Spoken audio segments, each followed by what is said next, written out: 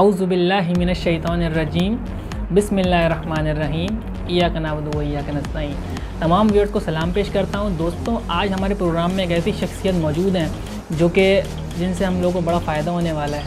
इस प्रोग्राम से पहले हमने पब्लिक में विज़िट किया और लोगों से मालूमात की किस तरह के उनको जो है मुश्किलात का सामना करना पड़ता है। जैसे कि कोई बीमारी है, बीमारियों से किस तरह वो लड़ रहे हैं आजकल। जैसे आजकल हमारे पास बड़ी बेसिक कॉमन सी बीमारियां जिनकी हम केयर नहीं करते और वो आगे चल के हमारे इतनी ऐसी इफ़ेक्ट करती हैं कि हमारी पूरी ज़िंदगी को बर्बाद कर देती हैं। एक मिसाल दूंगा, जैसे बाल झड़ना हमारा सबसे बड़ा मसला है, जोड़ों के दर्द और इस तरह के कुछ मसले ऐसे हैं जिनसे जिनको एक यंग उम्र में जो है हम उसका ख्याल नहीं करते, और जब एक एज पहुंच जाती है हमारी, जब हमारी जो है एज अच्छी खासी 40+ होती है, तो उस वक्त वो हम पे इस तरह इफ़ेक्ट करती हैं कि हमारी ज़िंदगी गुजारना हमारी मुश्किल कर देती हैं। तो इस टॉपिक पे, इस इम्पॉर्टेंट टॉपिक पे आज हमने बात करने के लिए अपने साथ एक डॉक्टर को दावत दी है, जो कि एक होम्योपैथिक डॉक्टर हैं, जनाब अनवर खान साहब।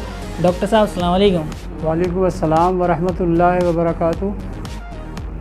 अहमद साहब, आपने जो है आज बड़ा अच्छा टॉपिक रखा है।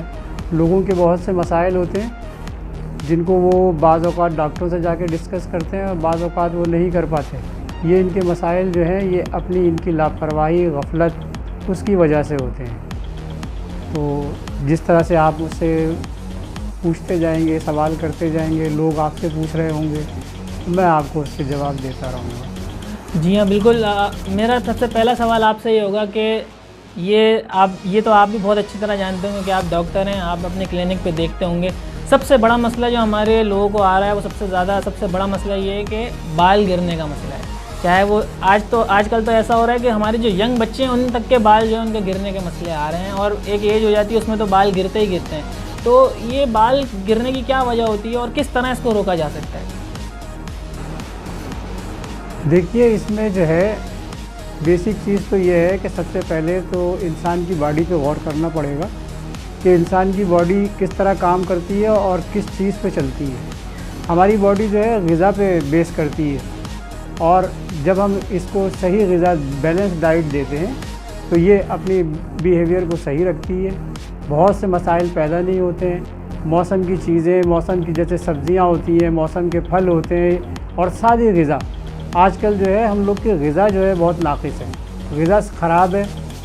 ज़बान का चटखारा लोगों को आ गया है, बाहर की चीज़ें ज़्यादा खाते हैं और कोल्ड ड्रिंक ज़्यादा पीते हैं, और इस तरह की चीज़ें इस्तेमाल करते हैं जो गैर ज़रूरी हैं, जिनसे बॉडी रिएक्ट करती है और उसकी वजह से बहुत से मसाइल पैदा होते हैं। उनमें से एक मसला ये भी होता है कि लोगों के बाल गिरना शुरू हो जाते हैं। तो इसमें भी कई वजूहात होती हैं। तो इसमें जेंडर का मसला भी होता है, ख़वातीन के बाल किसी और वजह से गिरते हैं और मर्दों के बाल किसी और वजह से गिरते हैं। लेकिन बेसिक वो दोनों में नाक़िस ग़िज़ा तो वही रहेगी कि अगर उनकी ग़िज़ा नाक़िस है तो मसला पैदा होगा। खून की कमी होगी, बाल गिरना शुरू हो जाएंगे। और अल्लाह भला करे, जैसे कोल्ड ड्रिंक वगैरह पीते हैं लोग, कोल्ड ड्रिंक से भी जो है साइनस हो जाती है। और दूध नहीं पीते तो कैल्शियम की कमी होती है। और मर्दों में ये होता है, मर्दों में इस तरह से होता है कि बाज़ चीज़ें हैं मौरूसी भी होती हैं, बाल गिरते हैं उनके मौरूसियत की वजह से। ख़वातीन में तो मौरूसियत नहीं होती इतनी, लेकिन मर्दों में मौरूसियत होती है। जैसे नाना, दादा, वालिद, उनसे बड़े जो पुराने हमारे पुश्तों में गुज़रते हैं, अगर उनके बाल गिरे हैं तो लाजमी तौर पे इनके भी बाल गिरेंगे। और दूसरी नाक़िस ग़िज़ा और खारा पानी भी इसमें वो होता है कि खारे पानी इस्तेमाल करते हैं नहाने में। और एक वजह ये भी होती है कि लोग शाम में नहाते हैं, बे टाइम नहाना। चढ़ते सूरज में नहाना चाहिए, उतरते सूरज में नहीं नहाना चाहिए। तो अमूमन लोग 3 बजे के बाद नहाते हैं। आजकल तो लोग रात को भी नहा लेते हैं, 12 बजे भी नहा रहे हैं, जब दिल चाहा नहा लिए। गर्मी हो रही है तो अंग्रेज़ जब नहाता है उसको देखिएगा आप कि वो जब सुबह निकलता है तो शावर लेके जाता है, और शाम में जब नहाता है तो टब में नहाता है, गर्दन बाहर होती है, सर नहीं भिगोता है। तो हमारे यहाँ जो है हम लोग बेढंगे लोग हैं एक तरीके से। तो हम तो जिस वक्त दिल चाहा नहा लिए तो उसकी वजह से साइनस हो जाती है और बहुत से मसले पैदा हो जाते हैं उसकी वजह से। तो बाल गिरने में ये चीज़ें अफेक्ट करती हैं। जी, बिल्कुल सही कह रहे हैं आप। जैसा कि आप लोग सुन रहे हैं इनकी गुफ्तगू, कितने ज़बरदस्त अंदाज में इन्होंने आपको बता दिया कि बाल गिरने क्या क्या वजह हो सकती हैं, और अगर आप इसको सुने, इस पर इम्प्लीमेंट करें तो इंशाअल्लाह ताला आपके ये मसला जो आप लोगों के साथ आता है ये आप इसको हल कर सकते हैं। अच्छा, मेरा अगला सवाल आपसे ये होगा कि लोग जो हैं आपने सुना होगा, आप इसको काफ़ी स्टडी करते हैं, लोगों के जोड़ों के दर्द के बड़े मसले मसाइल का शिकार हो जाते हैं। और अब तो बहुत यानी कि यंग उम्र में भी लोगों को जोड़ों के दर्द के मसले हो रहे हैं। तो ऐसा क्या लोग कर रहे हैं अब के उन लोगों को ये मसले हो रहे हैं? पहले हम सुनने में आता था कि एक एज पे पहुंच के लोगों को ये दर्द होता था, तो वो एक समझ में आता है एज फैक्टर होता है। लेकिन अब जो यंग जनरेशन को ये मसला शुरू हो रहा है, इसके पीछे क्या वजह है? देखिए, इसमें बात वही बुनियादी तौर पे ग़िज़ा की आती है कि जब हमारी ग़िज़ा सही नहीं होगी, बैलेंस डाइट नहीं होगी, तो हमको कोई ना कोई मसला ज़रूर पैदा होगा, क्योंकि आपकी बॉडी जो है ग़िज़ा पे चल रही है। अब इसमें जोड़ों के दर्द में और वजूहात भी होती हैं। जब हमारा यूरिक एसिड लेवल बढ़ जाता है तो वो जोड़ों में दर्द पैदा कर देता है। हमारा जो है अगर वेट बढ़ जाता है वो भी जोड़ों में दर्द पैदा करता है। तो इसके लिए आपको जो है बहुत सोच समझ के खाना चाहिए, सादा ग़िज़ा इस्तेमाल करनी चाहिए और तमाम चीज़ें खानी चाहिए। अल्लाह ने इतनी चीज़ें पैदा करी हैं, सब नेमतें हैं अल्लाह की। अब हम लोगों ने आजकल ये कर लिया है कि हम सिलेक्टिव चीज़ें खाते हैं, अपने मतलब की चीज़ें खाते हैं जो हमें मज़ा दें, चटखारा दें, और बाहर की चीज़ें हम ज़्यादा यूज़ करते हैं। मिसाल के तौर पे देख की बिरयानी लोग बड़े शौक़ से खाते हैं, तो वो आपको मिर्च मसाले वाली बिरयानी वो आपको इफ़ेक्ट कर रही होती है, आपकी बॉडी को नुकसान पहुँचा रही होती है। कोल्ड ड्रिंक है, आपको जो है वो नुकसान पहुँचा रहा है। आपके देखिए, ठंडा जितना पानी होता है, कोल्ड ड्रिंक होता है, ये आपकी वेन्स को बंद कर देता है, ये आपके जोड़ों में बैठ जाता है। फिर हमारे जोड़ों में जो जोड़ होते हैं उसके अंदर लेस होता है, वो लेस कम हो जाता है। वो लेस की चीज़ें हम नहीं खाते। अब मिसाल के तौर पे लेस जो होता है भिंडी में होता है, अरवी में होता है, साबूदाने में लेस है, पाए में लेस है। तो अब ये तीन चीज़ें तो हम खा सकते हैं, लेकिन हम लोग सब्ज़ी खाते नहीं हैं, अरवी खाते नहीं हैं, भिंडी पसंद नहीं करते हैं, तो और चीज़ें खा रहे होते हैं। तो आहिस्ता आहिस्ता वो लेस कम हो जाता है, उसकी वजह से भी जोड़ों में दर्द होता है, शुगर लेवल भी बढ़ जाता है, यूरिक एसिड भी बढ़ता है। अच्छा, सिर्फ इसमें एक पाए ऐसी चीज़ है जो यूरिक एसिड को बहुत तेज़ी से बढ़ाता है, और जो गोश्त होता है गाय का, भैंस का, ये गोश्त भी होता है, ये आपको नुकसान पहुंचाता है। इसको एक लेवल में खाना चाहिए। अंग्रेज़ जब कोई गोश्त इस्तेमाल करते हैं तो 18 ग्राम से ज़्यादा बोटी नहीं खाते, और हम लोग जो है बोटियों के अंबार लगा के खाते हैं। तो ये हमारी बेढंगापन है, एक हमारी नाअहली है। हमको इस चीज़ को, डाइट को पूरा कंट्रोल करना चाहिए।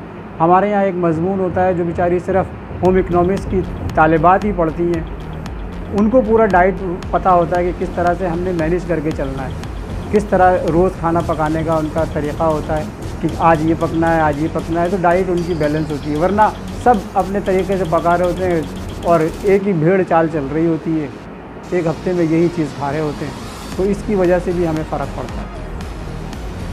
जी, सही कह रहे हैं आप। तो दोस्तों, जनाब अनवर खान साहब हमारे साथ गुफ्तगू कर रहे हैं। इनका ये कहना है कि सबसे ज़्यादा जो हमारी जो बॉडी पे इफ़ेक्ट करती है, हमारी ग़िज़ा करती है, जिसके अंदर हम सबसे ज़्यादा नाअहली का शिकार हो चुके हैं। और हम अपनी डाइट प्लान एक होता है, जैसा कि अब ये बता रहे थे, डाइट प्लान का किसी इंसान को, यानी कि हम में से किसी को नहीं पता, और मैं इसमें अपनी बात करूं, मुझे भी नहीं पता। और यहाँ पे हमारे पाकिस्तान में अक्सरियत ऐसी है जिसको डाइट प्लान का ही नहीं पता। अगर आप डाइट प्लान पे अमल नहीं करेंगे तो आप अपने आप को कैसे मेंटेन रख सकेंगे? सबसे बड़ा सवाल तो ये पैदा होता है, जैसा कि अब ये बता रहे थे। अच्छा, अब इसके साथ मैं अगला सवाल इनसे करूँगा। हमारा अगला सवाल आपसे ये है कि अब आप ये देखें, नज़ला जो होता है, जैसा कि आपने देखा है, कुछ लोगों को बचपन से ही उनके सीने में नज़ला होता है, और कुछ लोग जो है उनकी एक आधी उम्र हो जाती है, उसके बाद उनको ये मसला शुरू होता है। कुछ लोगों के ये होता है, वो उसका इलाज कराते हैं, ख़त्म हो जाता है। लेकिन कुछ लोग ऐसे होते हैं जिनके साथ ये मसला पैदा होता है, तो फिर उस पूरी उम्र उनके साथ चलता है। तो ये पूरी उम्र क्यों चलता है, क्या वजह है इसके पीछे, और अगर किसी को हो गया है तो इसको कैसे इससे छुटकारा हासिल किया जाएगा?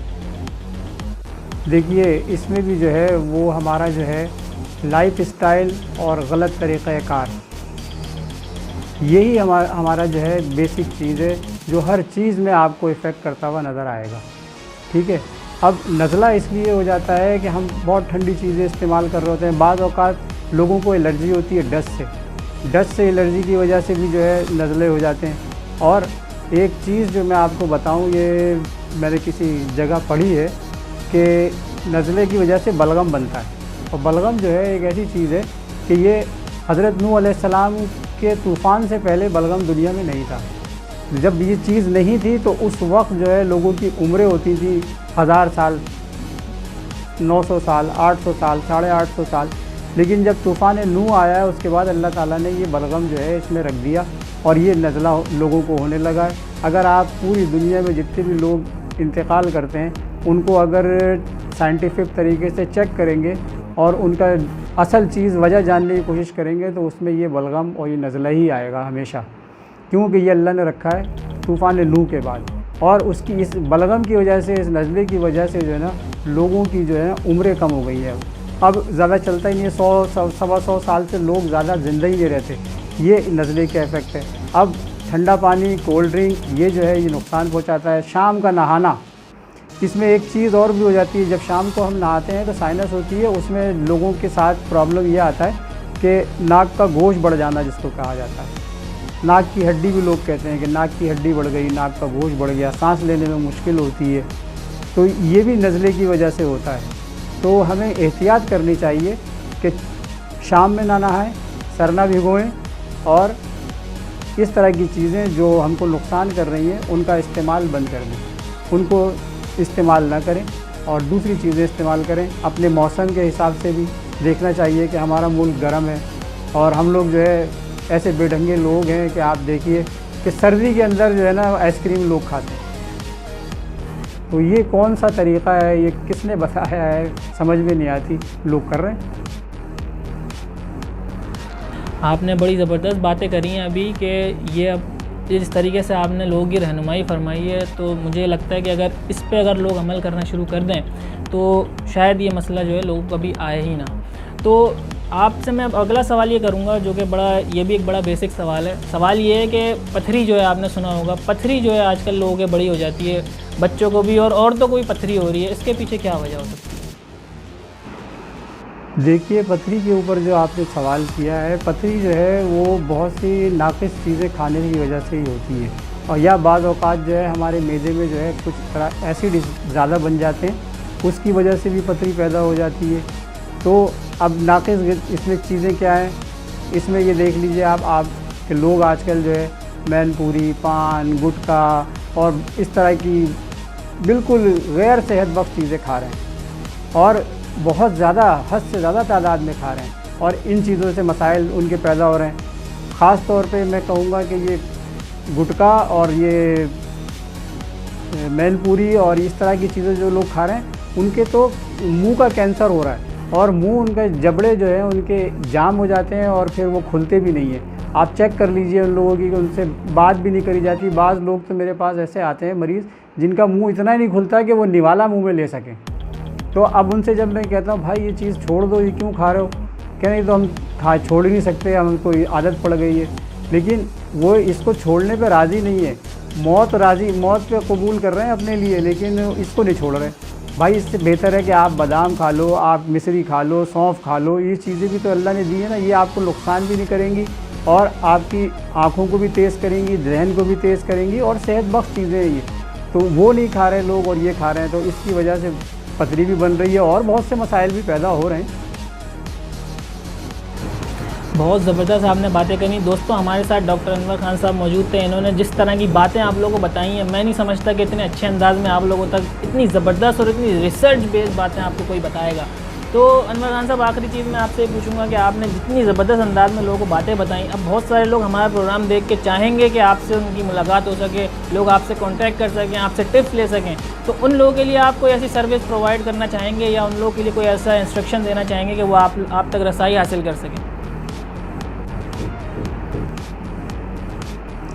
देखिए, इसमें ऐसा है कि मैं 2 टाइम क्लिनिक करता हूँ अपना।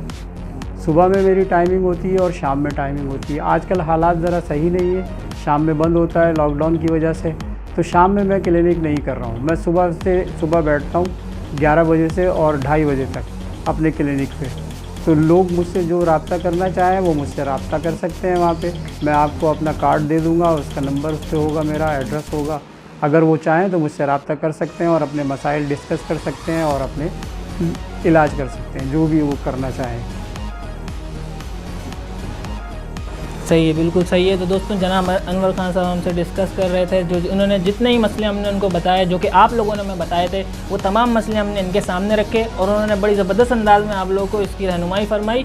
और सबसे बड़ी बात यह है कि उन्होंने आप लोगों के लिए सर्विसेज को खोल दिया है। आप लोग चाहें तो इनसे मसले डिस्कस कर सकते हैं। इसके अलावा ये बहुत जनरल मसले लिमिटेड टाइम में हमने इनसे डिस्कस किए। और भी बहुत सारे मसले आप लोग हैं, हमारे पास बहुत लंबी लिस्ट थी, लेकिन महदूद वक्त होने की वजह से हमने महदूद सवाल इनसे किए हैं। आप लोगों के मसले मौजूद हैं तो आप इंशाल्लाह इनसे कनेक्ट करें, इनसे आप कांटेक्ट कर सकते हैं। हम आपको इंशाल्लाह ताला डिस्क्रिप्शन में आप देखें, आपको इनका एड्रेस भी देंगे और इनके क्लिनिक का एड्रेस भी आपको दे देंगे बाकायदा।